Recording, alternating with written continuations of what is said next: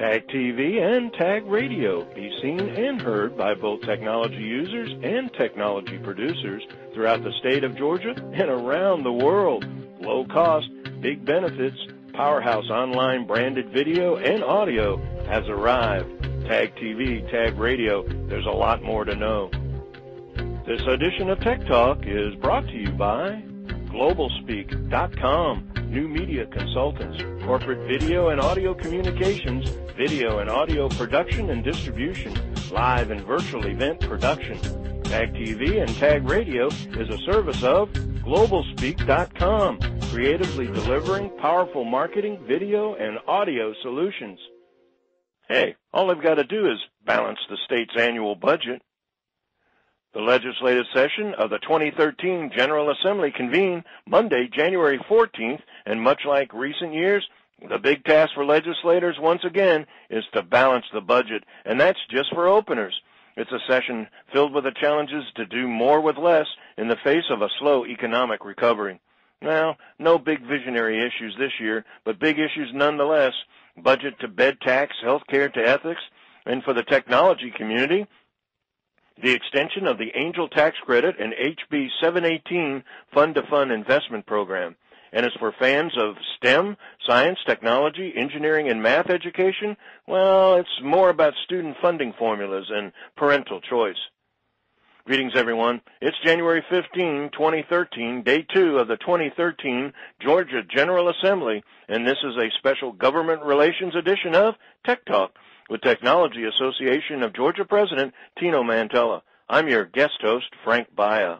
Up to the insights you need on this year's legislative session agenda, we Tech Talk the issues and the answers with the founder and principal of Lepore Associates, Loretta Lepore. As founder and principal of Lepore Associates, Loretta brings an abundance of insights, talents, and leadership to the firm. She also brings an advantageous and rare perspective as a former national news anchor and later as spokesperson for the governor of Georgia. She's a media expert. Through years of working in the communication industry, she has a deep understanding of the who, what, why of strategic messaging, and thanks to her focus, she is equally knowledgeable about political and public policy issues. As a seasoned professional, Loretta's portfolio includes public strategy, crisis and issue management, and message development. As a senior advisor with the government affairs practice of McKenna Long and Aldridge, she consults clients on an array of public affairs issues. Prior to that position, she served as the state's director of marketing and communications under the leadership of Georgia Governor Sonny Perdue. Loretta is also an award-winning journalist and anchor, formerly with CNN for 11 years. There, she specialized in international news and covered national political events.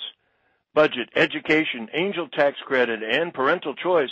How about bond money for the dredging of the Port of Savannah or the big bucks debate over the Atlanta Falcons' new stadium? We'll even take a look at discretionary spending, if any, for business relocations or expansions.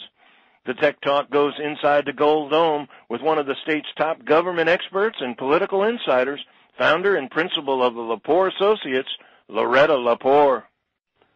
Loretta, welcome to Tech Talk. Good afternoon. I'm glad to be here. You know, there used to be a 24-hour news cycle, and now it's almost, I think, 24-hour politics and legislative issues and the complications of government opportunities as far as issues and regulations are concerned. Obviously, it's that time again, legislative session. Let's start maybe with an overview for our listeners. Can you provide sort of a brief kind of capsulized overview of some of the bigger issues that will be under discussion during this legislation session? Sure, I'm happy to. Primarily, the budget will be the biggest issue that the legislators will have to address this year. The governor and his administration have been working on this over the last several months. And like most states and like our federal government is facing, there just is not enough revenue to cover all of the needs of the state. We know that we have a $400 million deficit in Medicaid, which is a program that serves low-income women and children primarily. We know that we have enrollment growth in K-12 education and a deficit of about $100 million, as well as enrollment growth in higher education. And that's going to require about another $100 million. So legislators are trying to balance those needs against what have been limited revenues. They had projected that revenue growth for the current fiscal year would be about 5%, and for the first 6 months, it didn't really come close to that, unfortunately, until December, in which we almost hit 10% growth, and that will kind of level things out. So it gives legislators some hope that, one, the economy is turning a little bit and that revenues will come in and help them to balance the budget. Another complicator in that is what's happening at the federal level. So the discussion around the debt ceiling will impact the state budget because there's quite a bit of federal money that helps us balance the budget. And by the Constitution, the state legislators have to balance the budget, unlike the federal government. So we may see some delay in the session this year as legislators wait out what happens in Washington, assuming that revenue numbers, of course, don't peak or go up substantially. Another big issue we're going to see is around health care. Healthcare costs, healthcare regulations that are coming down from the federal government and the Affordable Health Care Act, and how will Georgia in particular respond to those new regulations, and what sort of policies need to be enacted around that.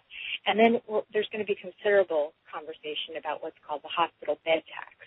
And what that tax has done is it was implemented in 2010 as a way to make up some of the deficit for Medicaid and also to draw down significant federal funding for those hospitals that treat a large number of indigent patients. And you may not think about it, but, for example, Children's Healthcare of Atlanta, which treats children, and you might not think it, given its close proximity to Emory, may have that kind of issue to deal with financially, but they do treat a large number of children who perhaps don't have health care.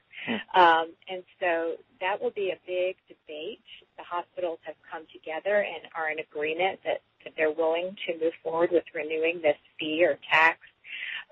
But there are some legislators who are resistant to raising fees or taxes of any sort. So we'll see a good bit of debate about that. I was reading an article the other day that was talking about small business being 500 employees or less, and that something like 99% of all companies fall under that category in some fashion or another, and that they produce something like 67% of all of the new jobs since 2011. Touch a little bit, if you would, on small business. A lot of our listeners are just that. Some of the issues that you're talking about obviously don't directly relate, but then maybe soft-wise, indirectly relate. Maybe cover just a little bit from a small business perspective. Sure. Well, Georgia has a very high number of small businesses. 80% of Georgia's small businesses create the majority of, I should rephrase that and say that the majority of Georgia's small businesses create about 80% of the new jobs in the state. So it's critical that those companies continue to grow. And one of the measures that was enacted in 2010 was called the Angel Investor Tax Credit. And the primary focus behind that was to get the investor community, primarily angel investors, to come off of the sidelines during the recession and invest in these early seed small companies who needed to get off the ground. They had, great innovation, great intellectual capital, great propensity to grow into a Google or a Facebook, but really needed that early stage investment beyond friends and family. That bill will actually come up for renewal this year, and so we'll see some significant conversation about that.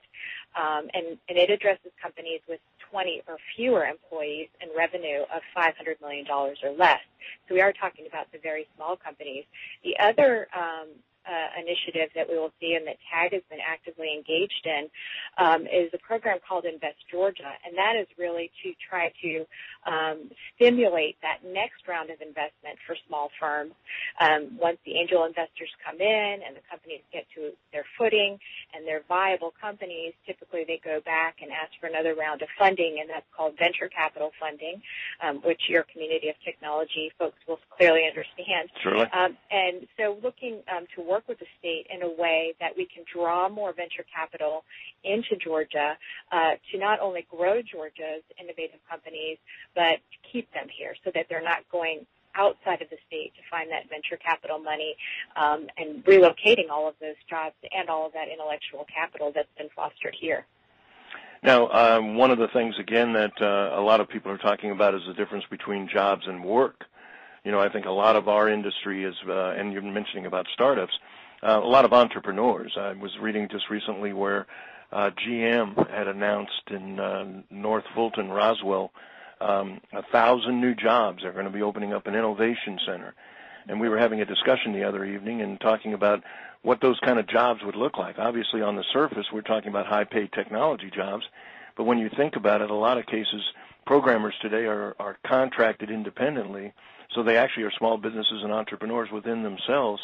So the makeup of what we might have looked at in the past as it related to job creation is a little bit, let's say, more dynamic than it's ever really been before. Fund-to-fund investment and the whole HB 718 rather. Maybe a little bit more depth about that. Well, that's the program that I mentioned that was named Invest Georgia. And essentially what that would do it's somewhat complicated, but essentially what it would do would be to incent the private sector through some form of tax credits to invest in funds. But it is specifically, down to startups, right? Yes. Well, yes, both small funds as well. So what would happen is you wouldn't have the state directly investing or picking winners and losers in terms of companies. That's kind of a touchy area. But essentially what the state would be doing, and what many people believe is the state's role is to incent the private sector to function on its own, is to say to maybe an industry like the insurance industry, look, we'll reduce your insurance premiums if you redirect those funds that you would otherwise pay into the state to a fund that would then be dispersed. Those funds would then be dispersed to small businesses to get them up and going and create sort of a cash flow within the state that the revenue generated from those companies would then be coming back into the state. And it would be, hopefully a win-win for all parties, for small business, for investors, for the state, for the taxpayers. Well, it's confusing, I think, from the outside looking in, when you're really not paying a tremendous amount of attention to particulars. Will the actual session go into the actual granular choices, or are they just talking from a conceptual standpoint to create the atmosphere for the exchange to happen? No, the state would have nothing to do with which. So it wouldn't identify, say, insurance, as you point out. It would just create an atmosphere and let the private sector go off and do it itself.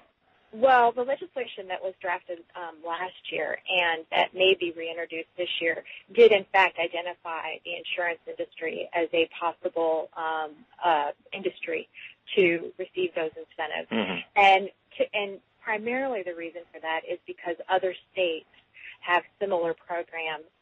Some states have incented insurance companies. Some states have resorted to using some of their pension fund profits in those funds. Our pension fund in Georgia, we've just begun last year through some legislation passed last year to invest in alternative asset classes, and so we're a little bit behind on that piece, and that wouldn't really be a viable option for us at this point. Maybe down the road it would. Okay, let's move on a little bit. It's all interrelated. I say layers and tentacles, and they kind of all interact with each other. But give us some idea about how do you anticipate any efforts to address this whole STEM movement, the science, technology, engineering, and math educational situation? Right. Well, you mentioned earlier a very important point about the workforce and skills gap. And Georgia has a significant skills gap when it comes to innovation workers.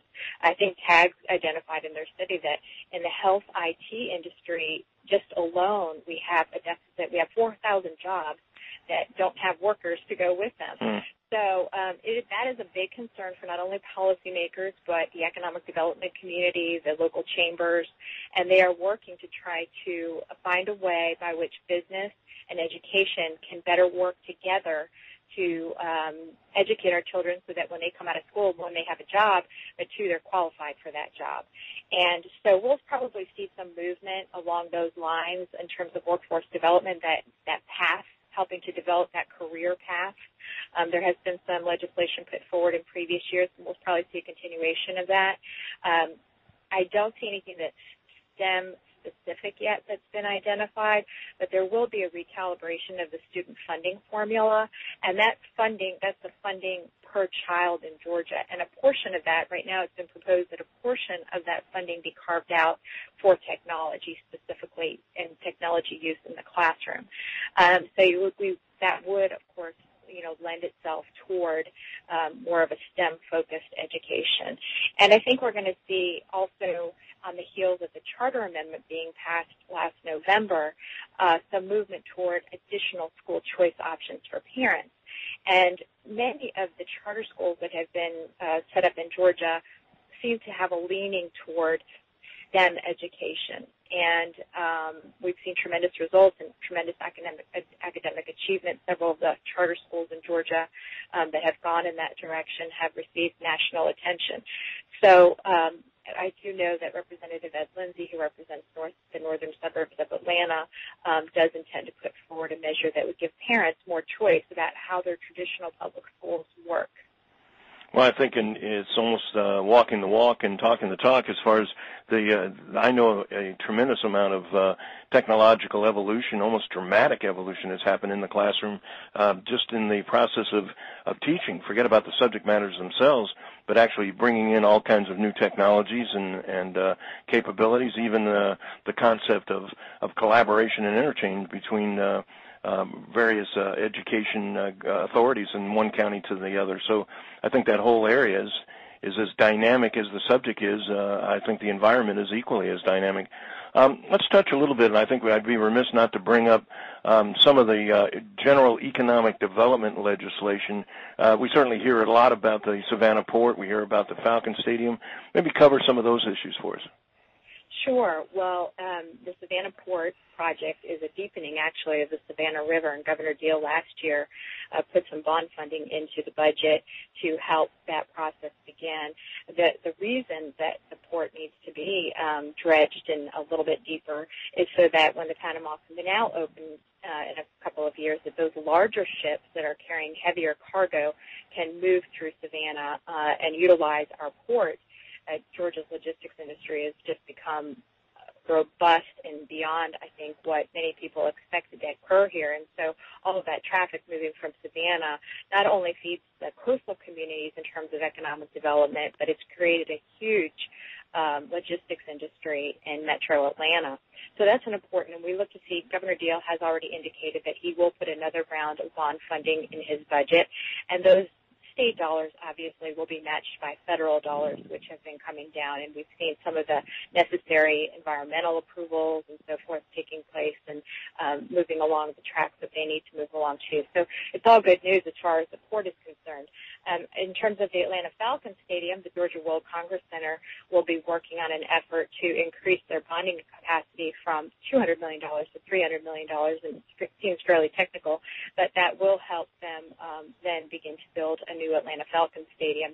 Right now, it looks as though the legislature would have to approve that raising of that bond capacity.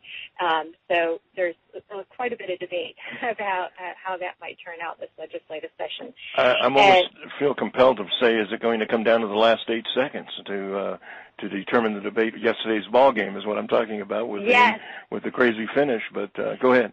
Yes, well, we've had a couple of nail biters here in the NFL playoffs, so let's hope it doesn't get to that. There's not too many other nail biters on the last day of the legislative session, unfortunately. Really?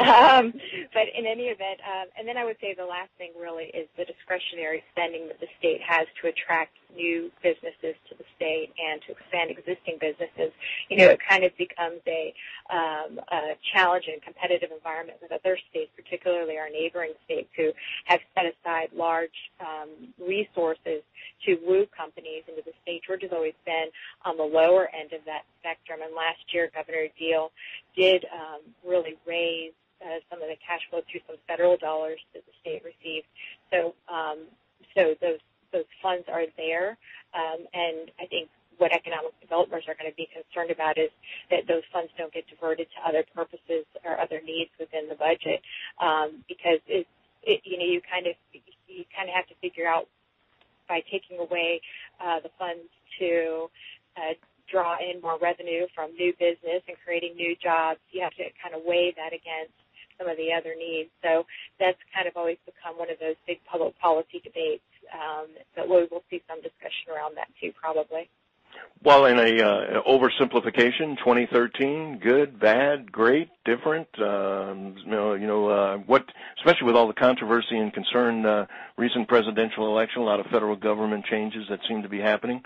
One last word, a little bit of an overview. Give us a forecast of how you feel 2013 is going to look. Well, the legislative session is always very unpredictable, and we do have some outstanding variables this year. I think we're going to see a pretty perfunctory session this year in terms of we're not going to see a whole lot of pro-business, big visionary type legislation this year. It's really going to be about the nuts and bolts of keeping government working, really? And being able to provide the customer service to the constituents that's needed, and really being able to fund those critical programs that the citizens of the state rely upon. So I don't really see any really big out-of-the-box initiatives or any big surprises in terms of policy. It's really going to be just making sure we can make ends meet. Well, Loretta, I can't thank you enough for taking time out of your busy schedule. I know things are starting to get heated up. I'm thinking, again, I got a little Falcons on my mind when I think about Rise Up, but hopefully we're going to see a great finish to a great season, and hopefully you're going to have a great year in this legislative session. Thank you for taking a few minutes out of your way busy schedule. Thank you so much for joining us today on Tech Talk. Well, thank you. I've enjoyed it. It's been my pleasure.